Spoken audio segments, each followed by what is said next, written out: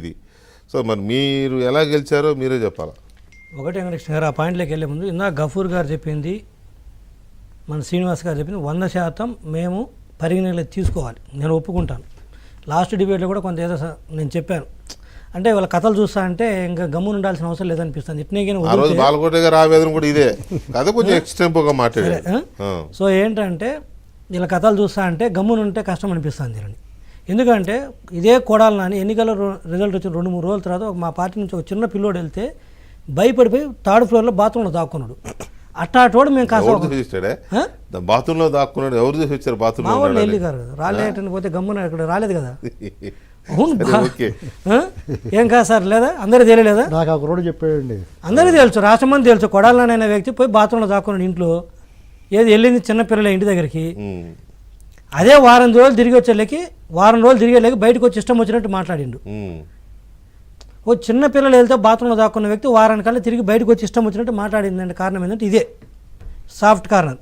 వద్దు కక్ష రాజకీయాలు వద్దని చట్టం అని చెప్పేసి. కానీ వీళ్ళను చట్టాలు అన్డౌటెడ్లీ చట్ట ప్రకారం శిక్షించాల్సిందే. లేకపోతే ఇట్లాగైనా వదిలిపెడితే ఇది పెట్టినా వచ్చి మాట్లాడతారు.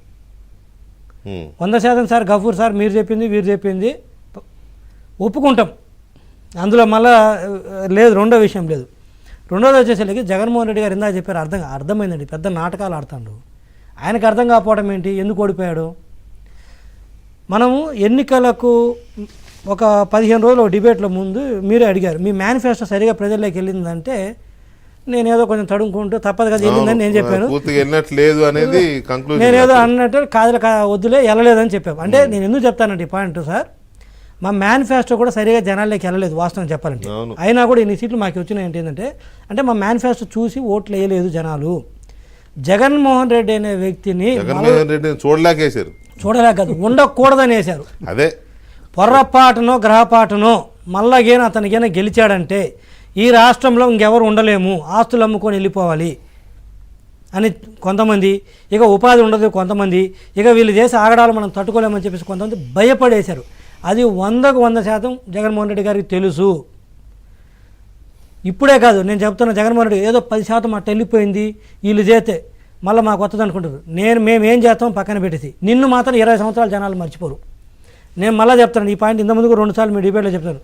జగన్మోహన్ రెడ్డి గారిని నెక్స్ట్ 20 సంవత్సరాలు పొరపాటున దానికైనా పార్టీ అధ్యక్షుడు ఉండి వైఎస్ఆర్సీపీ పార్టీ తన ఆధ్వర్యంలోకి ఎన్నికలకు వచ్చి తనే ముఖ్యమంత్రికైన క్యాండిడేట్ అంటే ఇదే రిజల్ట్స్ 29లో రిజల్ట్ రిపీట్ అవుతుంది వైసీపీకి, 34లో రిపీట్ అవుతుంది, 39లో రిపీట్ అవుతుంది. నేను చెప్తా అన్నా 44లో కూడా 44లో కూడా అదే రిపీట్ అవుతుంది. ఏది జగన్మోహన్ రెడ్డి అనే వ్యక్తి ముఖ్యమంత్రి క్యాండిడేట్గా వైఎస్ఆర్సీపీ ఎన్నికలకు వెళ్తే